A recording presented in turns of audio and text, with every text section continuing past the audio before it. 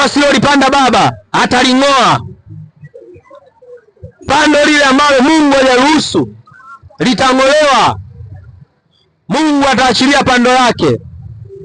Na ndio maana zama hizi tulizo nazo, watu wengi wamekuwa ni watu wa kulalamika na sio kutafuta ukweli. Ukweli upo kila mahali, lakini uongo umezidi kila mahali.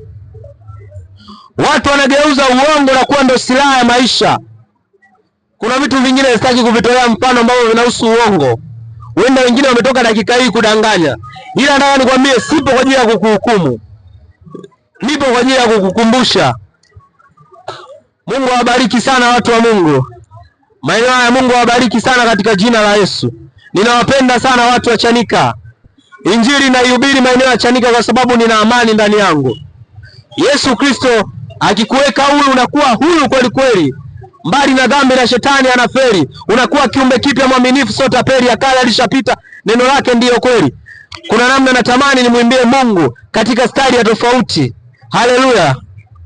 Natamani nimweleze Mungu muelewe. Wafanya biashara mnamhitaji sana Mungu.